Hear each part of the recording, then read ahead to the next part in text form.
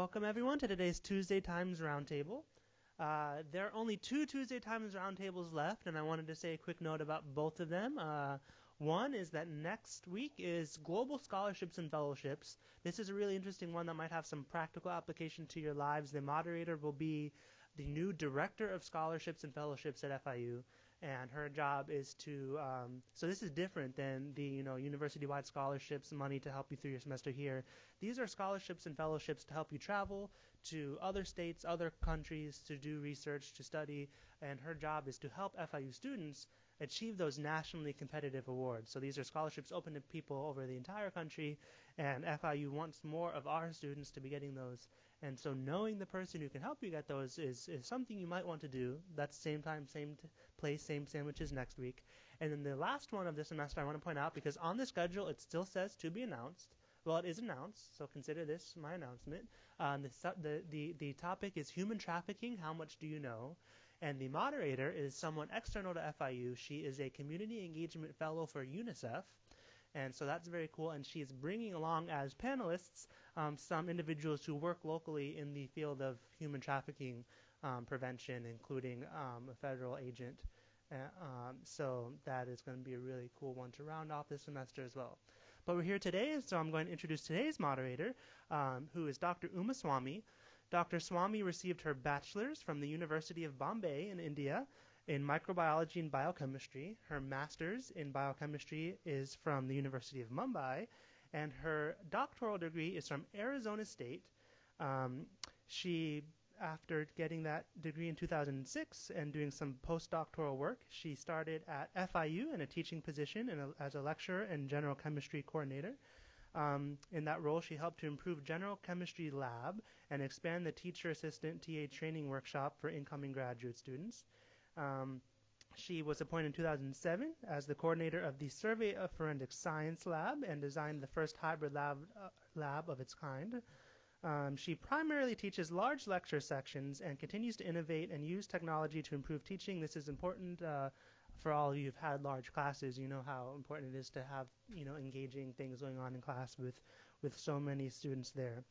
In an effort to create more resources, she created the ChemPal program, which stands for Chemistry Peer Assisted Learning, which has about 15 sessions per week and has played a role in helping establish chemistry's Learning Assistant program. She's currently working on something that sounds very cool to me, a completely online chemistry lab for non-majors, so any non-chemistry majors who need a course based on food chemistry, combining the very exciting topics of chemistry and food and cooking, and I would totally take that if I had the opportunity. It sounds very neat. So with all of that, I introduce to you today's moderator, Dr. Uma Swamy.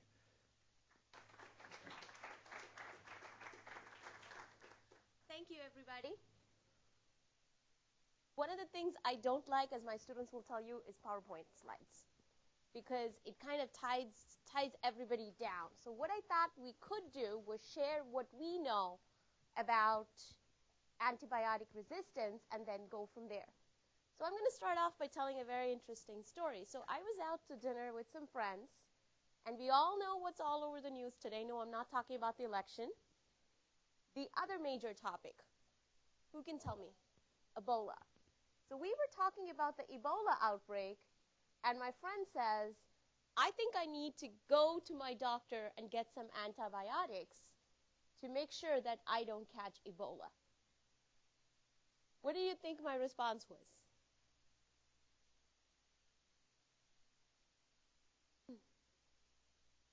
Should I have let her go to the doctor and get antibiotics? Doesn't hurt. To waste her time, yeah. How many of you think I should have sent her to the doctor and say, yeah, that's a great idea, go get some antibiotics? And if not, why should she not get antibiotics? Yes? It's a virus, antibiotics, antibacterial. They don't eradicate most viruses. So. Excellent. So point number one, antibiotics don't work on viruses. They are antibacterials, which means they work only on bacteria. Yes, ma'am, in the back. Well, we are bacteria, so we're going to be kind of killing ourselves because we're made of bacteria more than we even have DNA in our cells in our bodies. And bacteria is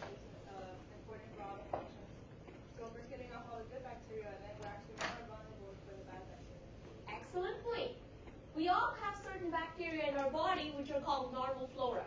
So these live in our gut, they live in our skin, they basically live everywhere that you can think of. These are the good bacteria. They do some great things for us, something among which is they protect us from the pathogens out there. A pathogen is a bad bacteria that comes in and causes disease. So it's kind of like as long as the good bacteria are around, they're not going to allow the bad bacteria to colonize. They kind of defend their turf. Now, antibiotics just kill. They don't see this is good bacteria, this is bad bacteria. They are very indiscriminate about it. So how many of you have been told by a doctor, hey, you're taking an antibiotic, you should also take a probiotic? So that's what they're trying to do when they give you a probiotic. They're trying to recolonize some of that normal flora in your body so that you don't go catch some other secondary infections. So this brings us to the other point. Okay, it doesn't work against viruses, so we know antibiotics are not going to work against Ebola. But then, the other major problem is, I know that, my friend doesn't know that. Why doesn't my friend know that? Yes? A lack of education. A lack of education, right? There is a lot of people who don't really understand how antibiotics work. All they know is I get sick, I go to the doctor, and the next thing I know, he gives me antibiotics and I get better. How many of you have ever had the flu? Almost everybody. How many of you have demanded antibiotics from your doctor because you have the flu? So that you can get better in a hurry? At least one honest gentleman here. 2. I guarantee you there's a lot more people in the room who have done that. And why are antibiotics not going to work against the flu? It's a virus again. So is it a good idea to get antibiotics for viral infections? Why not? A, it's not going to work. That's number 1. What else? Yes? It just kills off the other bacteria you have in your system. It kills all our good bacteria, which is the normal flora. Yes. And it'll build resistance. And it will build resistance. What does the word resistance mean? Yes? Building a sort of barrier between something that you want to do and something that is in front of you that you don't want to do. Okay, so building a barrier. So the bacteria build a barrier against the antibiotic, which means the same antibiotic that worked before is not going to work anymore. All right, so we talked about people taking antibiotics for viral diseases. Yes? I mean, I don't know if you're going to talk about this. My question then is, why would doctors give it to you? Because about a month ago, I had like a pretty bad cold that turned into a virus, a sinus virus infection. I have no clue what they gave me. I took it, and I just found out it was antibiotics. So I took it a few days, but I just stopped because I wasn't comfortable taking it. So that's one of the reasons I'm here. I just wanted to find out more. Excellent. So what he said was that he had something like a cold several weeks ago, and he went to a doctor, and the doctor said it was a sinus infection, and the doctor gave him antibiotics. He was not sure why the doctor gave him antibiotics, so he took 2 or 3 doses of it, and he didn't feel like he needed to take it, so he stopped taking it. So there's 2 aspects here. The first aspect is the question the gentleman asked, why did the doctor give me the antibiotic? So I see a hand in the back. Oh, there's a lot of like plants that are, I mean, I think for every like disease there's a cure in the plant form, and it doesn't make any profit. So maybe that's why doctors are like shoving weird things that you don't need, because it's things that could heal you, and if you're healed, you don't have to go back to the doctor. We'll talk about alternative therapies. That's where we're going next. Okay. So to answer your question. Doctors, a cold is usually a viral infection. But I don't want to be gross about it. What ends up happening is that the mucus ends up settling in your sinuses, and once that settles in there, bacteria do end up growing in there. So once they realize that you have a sinus infection, doctors do give you antibiotics to root out those bacteria. It's not to kill the virus. The virus has already done its stuff and disappeared at that point. But then the bacteria come in. And they were trying to kill the bacteria. In most cases, sinus infections do go away. But in cases of people who have chronic sinusitis, like I do. So in those cases, a cold can definitely turn into a sinus infection. So if it's your family doctor or somebody, or your PCP, they would know your situation. But if this is somebody you've never seen before, they probably figured you were in bad shape and you needed antibiotics. So would that be something that we need to talk to doctors about, saying, hey, you need to be a little more conservative in prescribing antibiotics and not hand out antibiotics like candy? Do you find your doctors doing that? But on the other hand, he raises an interesting point. He needed to take antibiotics for the bacteria and bacterial infection, but felt that he didn't want to continue taking them and stopped. Correct. We're going there next. Okay, all right. Yeah. I won't take. So let's talk about the doctor's perspective. So how many of you find that your doctors are ready to give you antibiotics at the drop of a hat? And how many of you find that your doctors, like my doctor, will not give you antibiotics until you get super sick? Yes? Well, they wait usually until I'm like really sick before they actually give me an antibiotic. Yes? My doctor actually had just normal cold, gave me antibiotics, called for presents, gave me like 9 medications I didn't need for absolutely no other reason than she just thought, hey, why not? Quick fix. So you see that there is a vast difference in how medical professionals are dealing with this. Some medical professionals realize the fact that, oh my God, there's a threat of antibiotic resistance here. I need to be extremely conservative in the way I'm dispensing these so that future generations can have it. And then there are other doctors, like the one this young lady went to, who basically think, I just want my patient to get better fast, so I'm just going to give them all the medications I can probably think of. So the question is one way better than the other?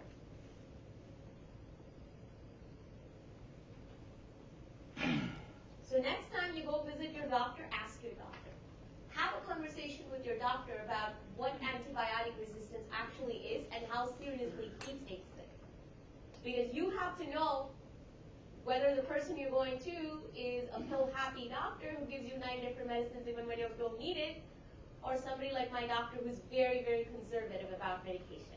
Yes? Well, I kind of found like medicine to be very debatable in a sense, because like if you go to one doctor, you always get like a second opinion and say, oh, you need to get an operation. I'm gonna go with second opinion. Do I really need operation? You know, there's actual therapies. So it's kind of like, and in medicine in general, like I'm not saying like certain doctors are better than others. That is, medicine in general is so debatable because there's so many treatments and so many different pills and everything. There's so much medicine out there, alternative or prescription or even illegal. So the only way you can save yourself is by like trying all of them, if anything. By educating yourself, right?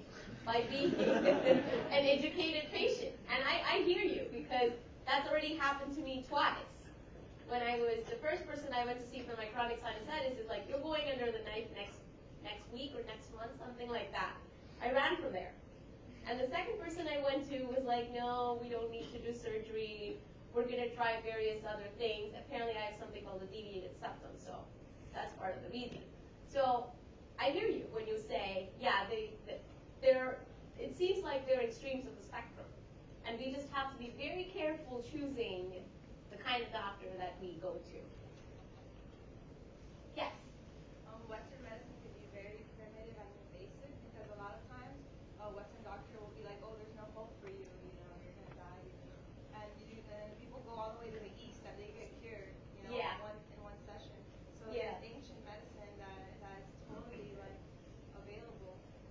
true. And it's mostly herbs or just like the subtle bodies or stuff like that.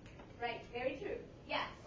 With how you said your doctor is more conservative and he actually cares about you, and then you're saying on the other hand there's doctors who just want to give you pills and get you out of the office, I think it falls into making more money for pharmaceutical companies and charging the insurance companies. So the quicker, take this, take that, and you'll be fine. And obviously you don't know better, so you just go ahead and take it. So I think it falls in somebody's getting one. They're Correct. pushing more patients in and out. At the end of the day, you hear all these sorts of things. It's about making money. Exactly. I think it's a big part.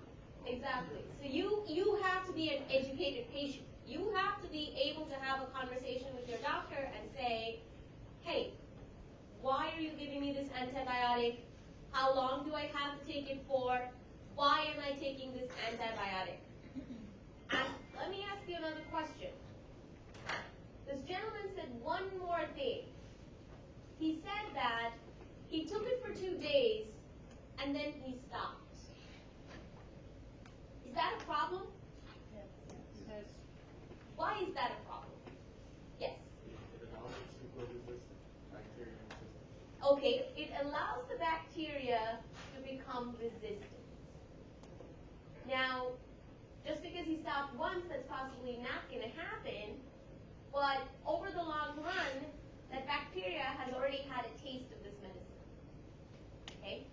Now, the interesting thing to know, who knows who Sir Alexander Fleming is? Okay, you can go for it. I think it's penicillin. Yes.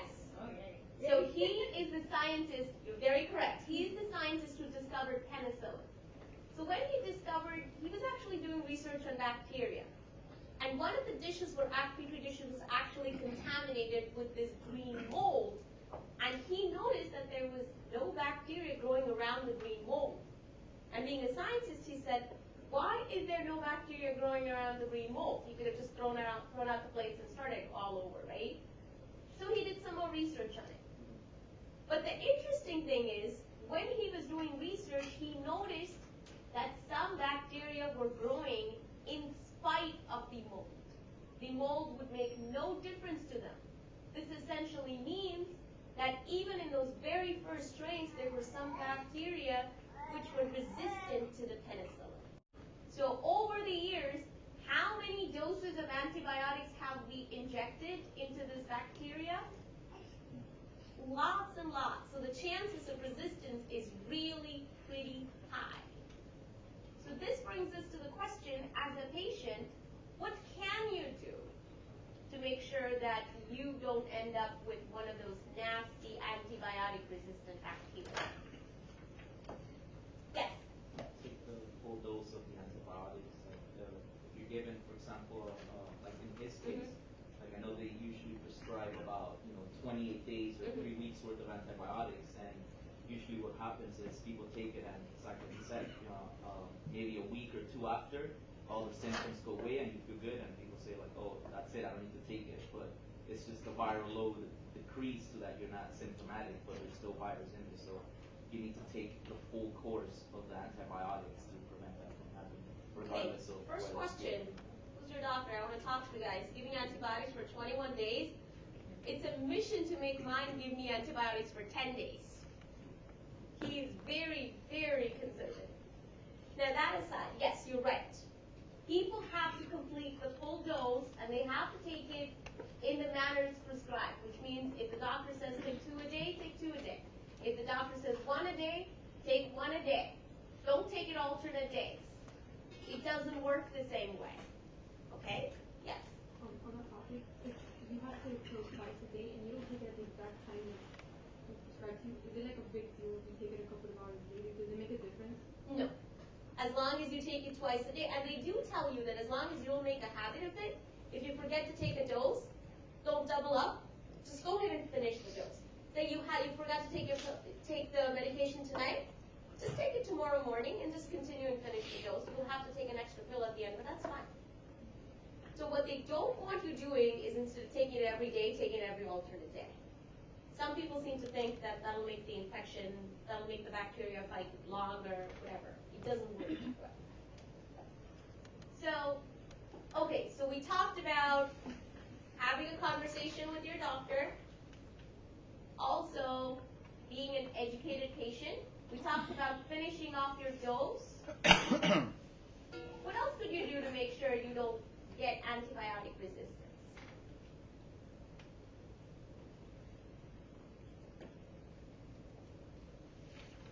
Yes. Well, I guess an alternate method would be like your hygiene and what you eat to stay away from medicine, just to let your body naturally fight things off and not be so quick to take medicine.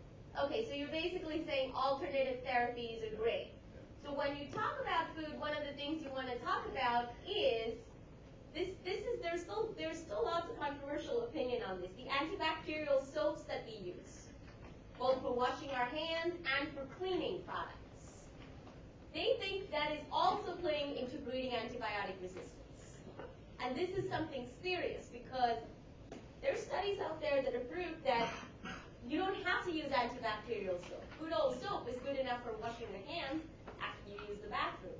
Or good old vinegar is good enough for mopping the floor. You don't need whatever brand spanking new product is out there in order to keep your floors clean. Yes? Yeah, like coconut oil is antibacterial, like for your body. You can use it for anything. Oregano oil is super strong. Garlic, red clover. There's so many antibacterial properties in nature. Correct. Nature has a lot of antibacterial agents. And one of the things that people tell us is, why don't you just do steam inhalation? That way you won't get sinus infections. So just simple things like that. And come to think of it, until about 50, 60 years ago, we really did not get antibiotics freely like we do today. Most people did go the natural route. They did use home remedies. They made these soups and these awful tasting concoctions. I don't know if anybody has had them. Your grandmother makes them for you. You think you're going to die by drinking it. But lo and behold, you actually get better. Right? Yes? I'm sorry, I'm giving you my whole medical history. No, that's good. Sharing is good. I would like have, I guess, reaction. Mhm. Like I said, it's like a tropical rash, or Mhm. but it would happen every year, like twice a year. Mhm. Like in spring, fall. And my last doctor, she said to not use antibacterial soap, but usually I would use bacteria and stop. Then I started using a concoction of like lime and honey Mhm. to drink in the morning. So I'm confused. The doctors are giving me antibiotics. I just thought about it. And then I have another doctor that said don't use antibiotics. So that's what's actually causing my skin to be more, I guess, susceptible to bacteria. That's a contradiction in it. Correct, but the antibacterial agents in your soaps don't have antibiotics in them. They have some other substances. So they don't exactly have antibiotics in them, thank God, small mercies. That would make it so much worse. But the thing is, they think it is just, it's not the cause, it's just playing into the whole problem. Now, how many of you have seen other people take someone else's antibiotics? That's a problem, isn't it? In fact, that's a problem in two different ways. Why is that a problem in two different ways? First, that person who it was given to is not finishing theirs. We know if the other person's allergic to, like, if that person's allergic to penicillin, and now you Right. give them a penicillin-based antibiotic, and Correct. end up in the hospital. You kill somebody because you don't know what they're allergic to, and you're sharing your antibiotics with them. Notice neither of you is getting a full dose, so both of you are ripe for antibiotic-resistant bacteria to grow in your body. So huge, huge problem. Moral of the story, never share your pills. Never share your antibiotics. It's your responsibility to finish the full course. Okay? Now, this is a very scary story. My dad was actually supposed to fly down here last summer to spend some time with me. My whole family was coming. And about 3 weeks before they were supposed to fly out, he caught some kind of an infection. I don't even know where he went and caught it.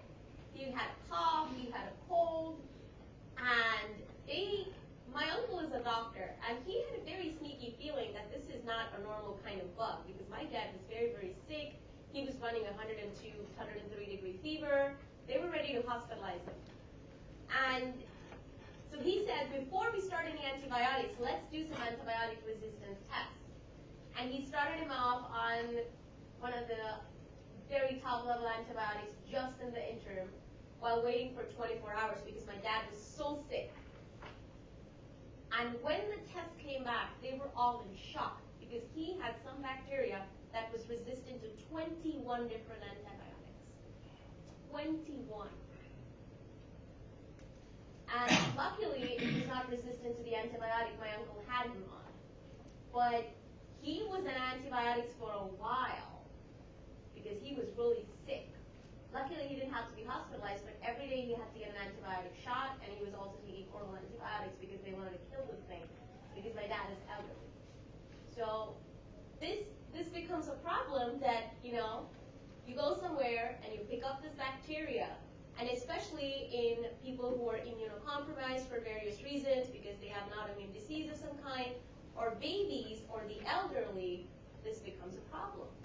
Because these bacteria are floating around so freely. Yeah. And then I forgot to mention colloidal silver because it's very, very, very important.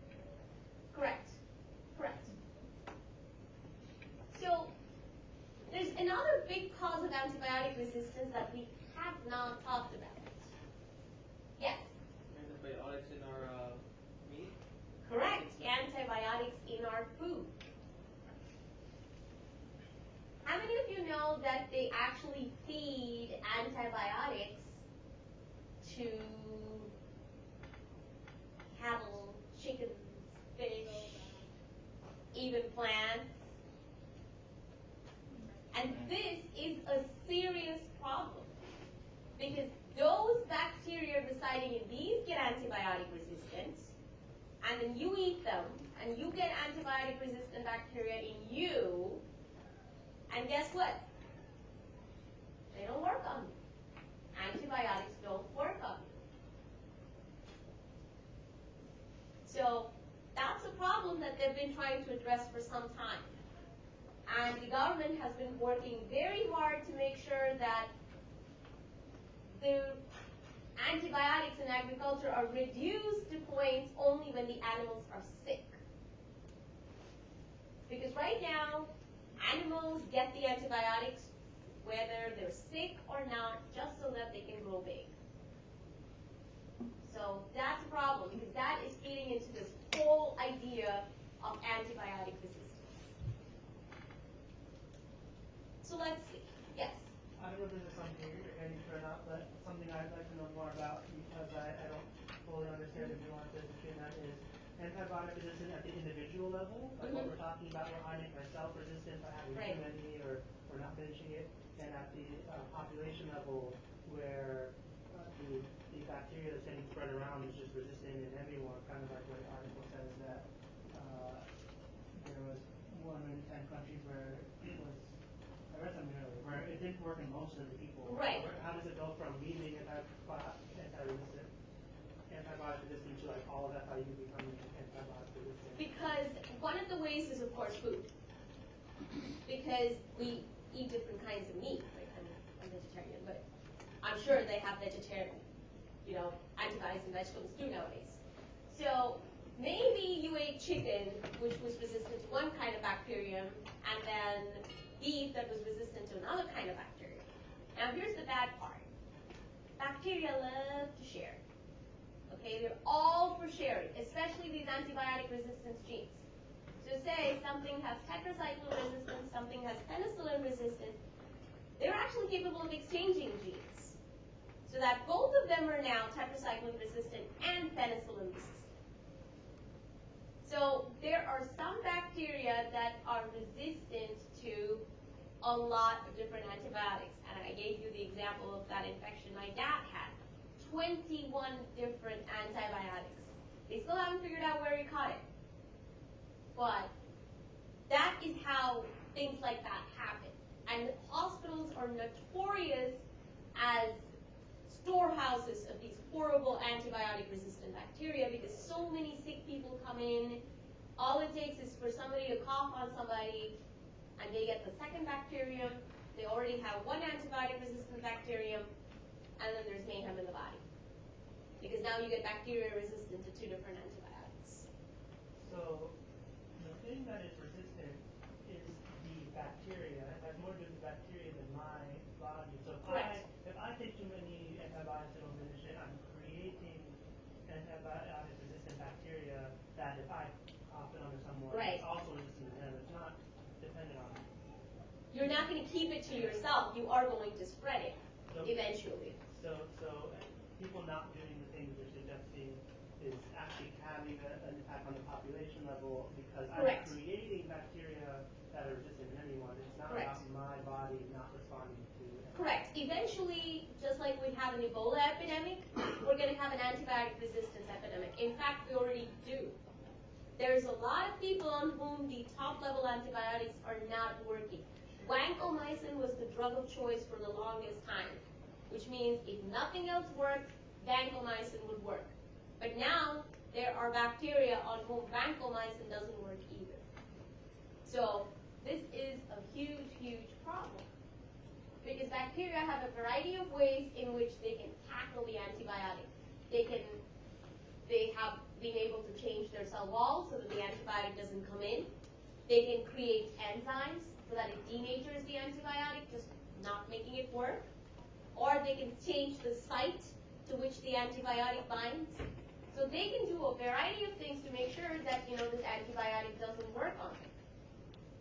So has anybody ever been to a doctor who gave you a mixture of antibiotics? Like 2 or 3 antibiotics at the same time? Yeah. So when doctors think you have an antibiotic-resistant bacterium, that's the technique they use sometimes. They're like, okay, maybe they're resistant to penicillin, but then what is the chance that they're resistant to tetracycline and vancomycin? So let me give them all 3.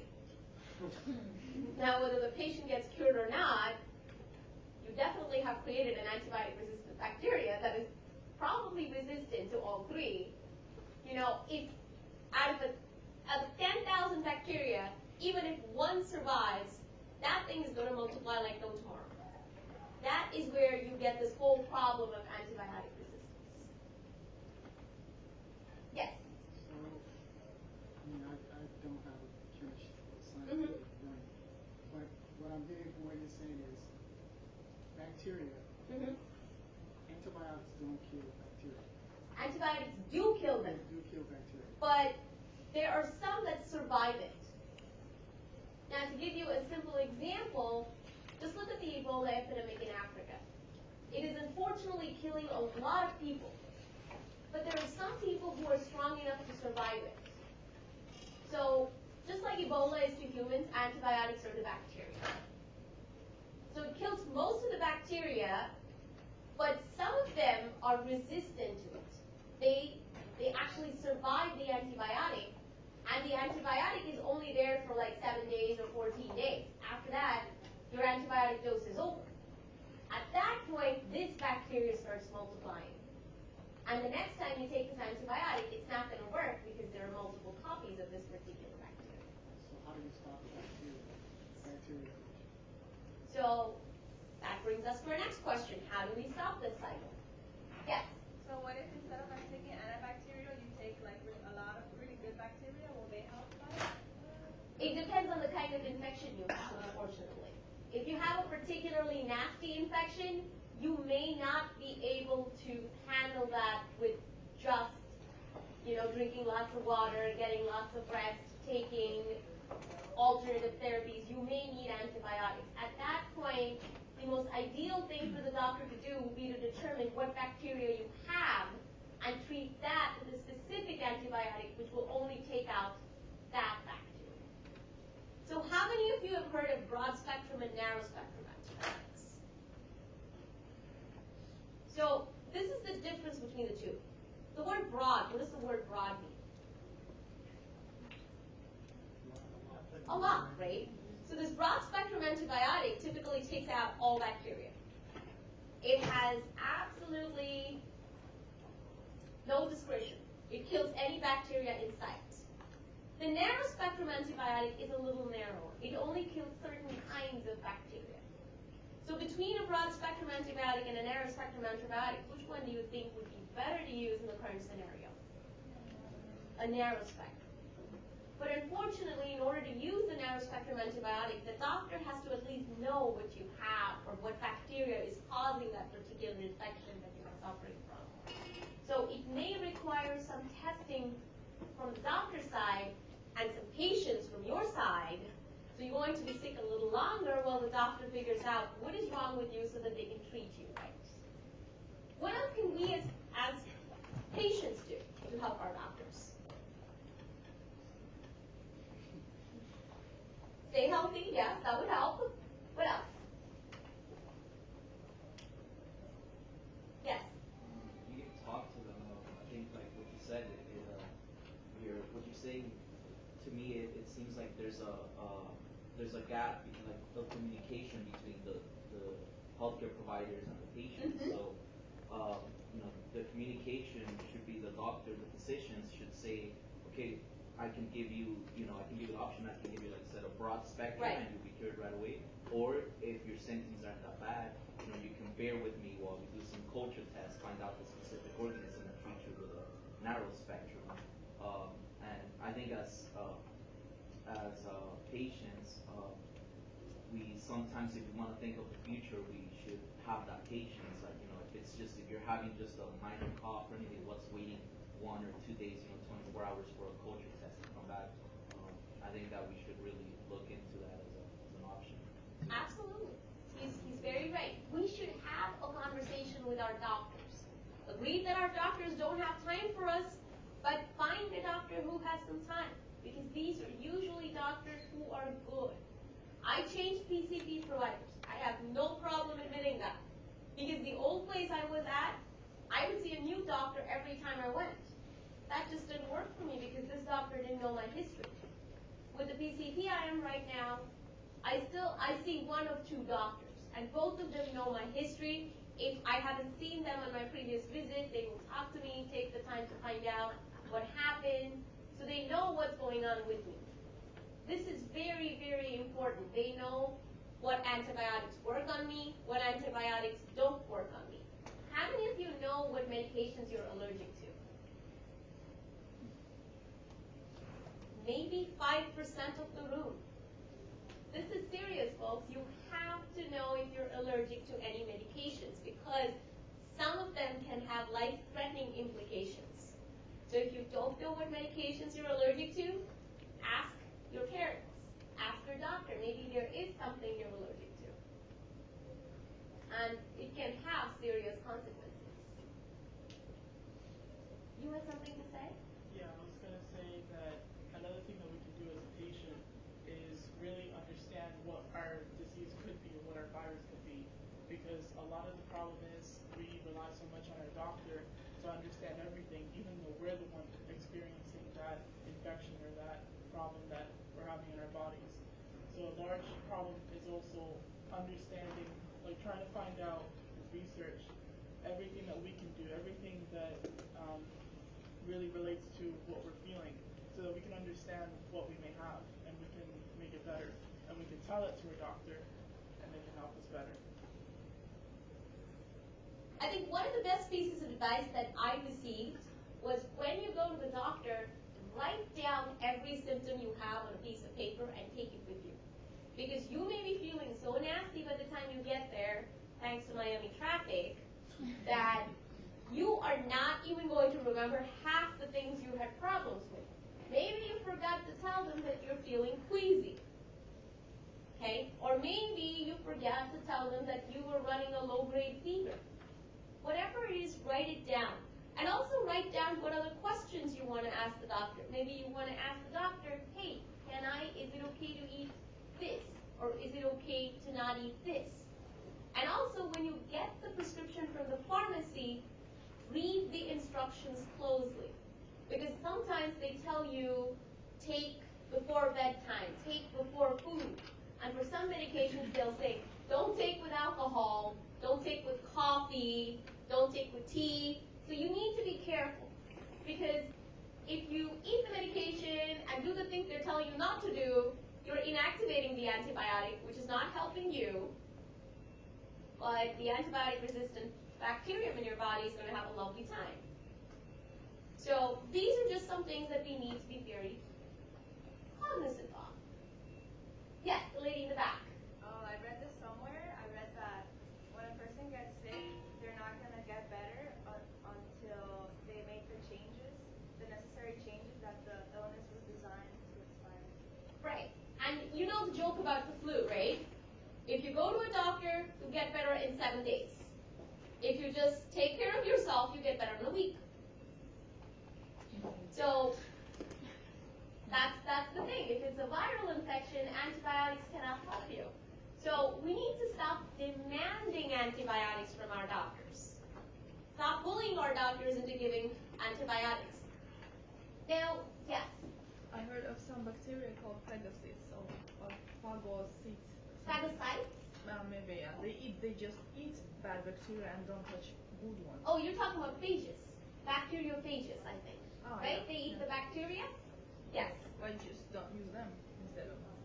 So that's an alternative. One of the alternative therapies that people have been talking about is using these viruses called bacteriophages, which actually go in and eat the bacteria. So at some point in time, they envisioned that you could actually drink a suspension of these instead of eating bacteria. But the problem is these are still viruses. So you don't know whether they could turn on the host. And the second problem, bigger problem, is how are you going to get them in the human body? How are you going to target them to the bacteria? Because the bacteriophage can't exactly survive outside the bacterium for too long. And our stomach has lots of acid and stuff that can kill the bacteria. So they're still trying to look for a vehicle to get the bacteriophage to the bacteria so that it can do its job. But you're right, there are people who are doing lots of research on that. That's one of the alternative therapies. Yes? I was hoping to get a little more specific into the conversation with the doctors, because I think that is really important. But I don't know, based on what you said so far, next time I go to the doctor, I'm getting more confident and ready to do it. So asking questions is one thing, and I think everyone should ask questions, I should ask more questions. But when it comes to maybe challenging the doctor, I think we're hearing in the room a lot from you and the participants that some doctors either just prefer prescribing more insurance because of medical reasons, in their opinions, or because of financial reasons. And I feel like asking questions why is one thing, but I don't know that I have a level of confidence in medicine to tell someone who has, the 10 years of medical school. You don't really need to challenge them, but then you can definitely ask them, hey, do I really need this? What is the right way to take this? And especially when a doctor throws 9 different drugs at you, it's not a bad idea to ask him, hey, can you explain to me why I need each one of these? Sometimes that may give the doctor pause for thought when he actually thinks out aloud, saying, okay, I'm giving you this for this, this for this, this for this, this for this. Hey, wait, I already gave you the first one. Why do I need to give you the 6th one? So it is always a good idea to go into a doctor's office educated. And I have had both experiences. I've had doctors who were extremely thrilled with having an educated patient, and I had one doctor who basically treated me like an idiot. So he basically disregarded everything I have to say. Needless to say, I did not go back to him because he was clearly not willing to listen to reason. I get migraines, so I was trying to tell him that, there are certain triggers. I know what the triggers are. I did not want to listen, so needless to say, I changed doctors because I knew there was a problem. So we need to be more proactive about this. So we need to realize, okay, this doctor is not listening to me. Maybe it's time to seek a second opinion. Would there ever be a cause to outright ask if maybe you don't need an antibiotic at all? Because it'll go back to your question of how my doctors are. I can think in the past 3 to 5 years, every time that myself, my wife, and my mom have been to the doctor, I think 90% of the times we've got some sort of antibiotic. And this is different doctors. This is here at FIU, this is at urgent care clinics, this is at different PCPs. So, I don't want to not take the medicine and not take No, you should. If the doctor prescribes it, you should take it, but it doesn't hurt to ask the doctor, hey, what do you think I have that you're really giving me this antibiotic? Because information is not going to hurt you. And if your doctor knows what he's doing or she's doing, they should be in a position to actually give you that information. Because part of their responsibility is to educate you and make sure you understand why you're taking this medication and how to take this medication so that there's less antibiotic-resistant bacteria being spread. So we talked about what we as patients can do. We talked about what doctors can do. What about the community? Does the community have a role in this? Well, yeah, that was going to be my next question. Like, it sounds like to me doctors, the government, at least here in the States, the government should somehow play a role in regulating doctors and antibiotics. I'm sure amongst other medicine. There is a lot more regulation in the United States than there is in developing countries. I come from India. And in India, you don't even need a prescription to get an antibiotic. I can walk into any pharmacy and get an antibiotic. And what scared me was that the higher level antibiotics are cheaper than the lower level antibiotics.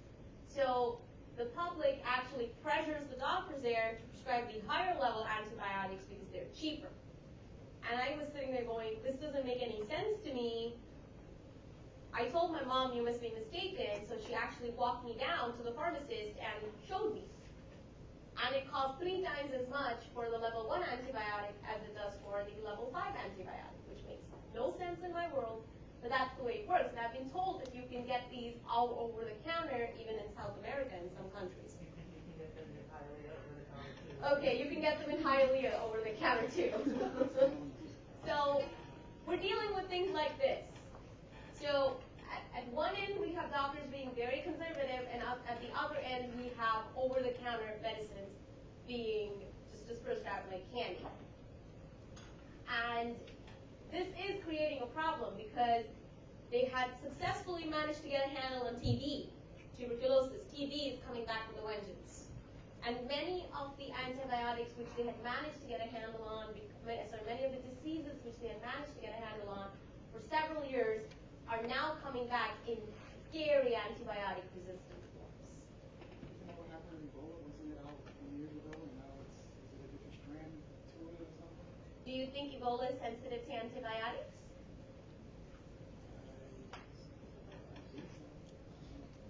Okay, what kind of species causes Ebola? Is it a virus? Is it a bacteria? It's a bacteria. It's a virus.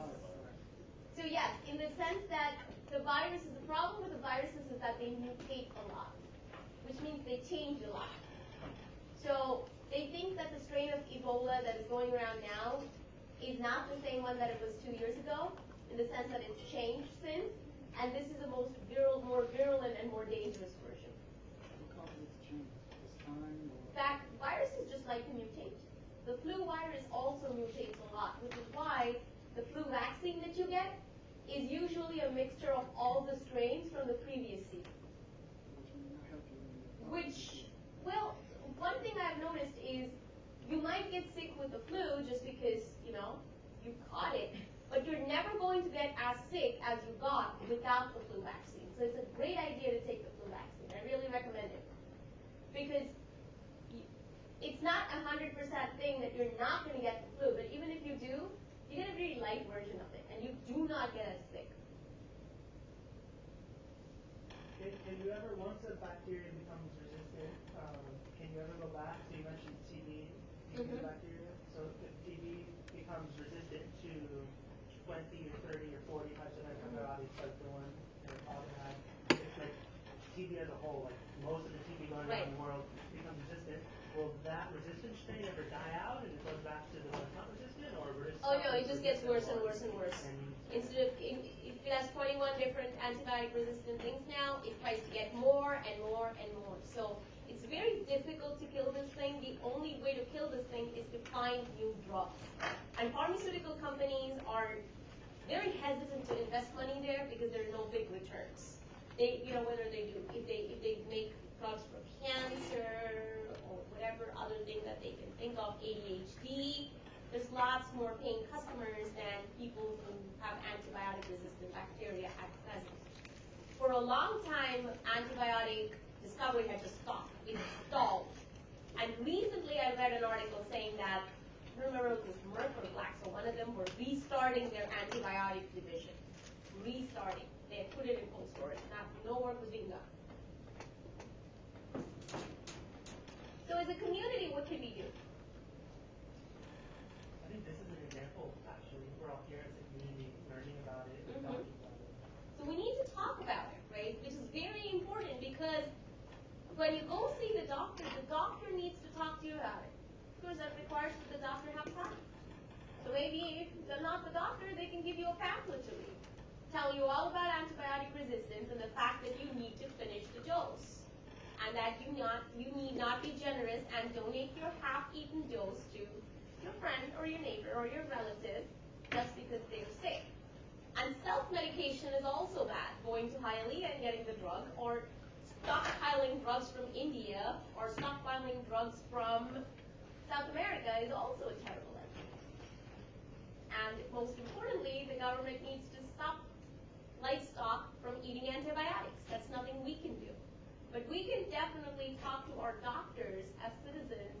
We can raise awareness. We can tell our family members. We can tell our friends. So that's what happened with me. The rest of the dinner went in me explaining antibiotic resistance to my friend. I don't think the people in the surrounding tables were exactly enthralled by the conversation, but the important thing is now my friend knows. Because it has to be one person at a time. It has to be one person at a time. And this has to be done because if we have to stop this, you've seen what Ebola can do. Imagine what an antibiotic-resistant bacterium can do in the future. They have no cure for Ebola. They're going to have no cure for that. And Ebola has not yet seriously arrived on the U.S. shores, but the antibiotic-resistant bacteria are already here. They're waiting. I made some assumptions about how this works based on things in mind, and I want to know if I have it right. So my question pertaining to how they become resistant. So you have a bacteria, you take an antibiotic, the ones that die, die. The ones that don't die have tasted it and then mutate and adapt, and when they review, they're not resistant. Correct. And the reason that it's more dangerous to not finish the dose is because more of them will not die. Correct. And they've already tasted it. So maybe if you finish half the antibiotic, if there were 100 bacteria, 20 die, the other 80 are there, but they've already tasted a little bit of it. If you go ahead and finish the dose, maybe 99 die, or maybe all 100 die. It's kind of like the strongest, the fittest. So that the strongest survive are the ones that are going to reproduce. Survival of the fittest. Survival. Very correct. Yes, very correct. And so before you decide to pressurize your doctor next time, think about it. And really have a conversation with your doctor about, do I really need to take this antibiotic? How do I take this antibiotic? What do I need to stay away from when I need to take this antibiotic? And if your doctor is not willing to answer you, maybe you should make him answer you, or maybe you should find a new doctor.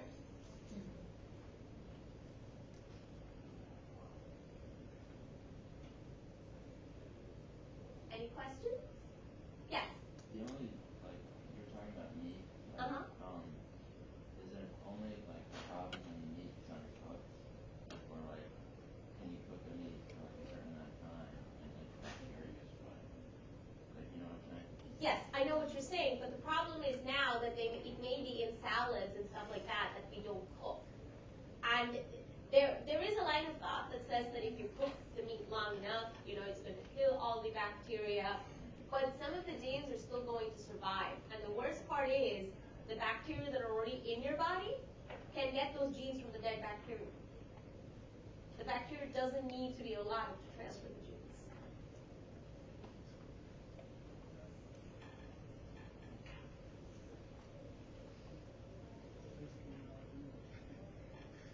You can't stop the bacteria.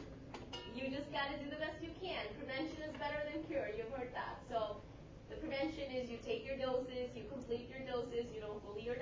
more doses, and you basically take care of yourself and try to stay healthy, and then you try some alternative therapies if it's not something life-threatening. If it's something life-threatening, don't think. Go to the hospital, and if they say you need an antibiotic, take it. For the most part, I'd say trust your doctor. Your doctor, for the most part, is going to know when you need an antibiotic, and they usually are not going to give you antibiotics unless you need them. But it never hurts to ask them and confirm that you really, really need them. With me, I know if my doctor has to give me antibiotics, I'm pretty much at death's door. I know that. I have to be in very bad shape for him to give me antibiotics, and I appreciate that because I know he's looking out for me. And I've not always had doctors like that. I've had full happy doctors. Thank you all for coming.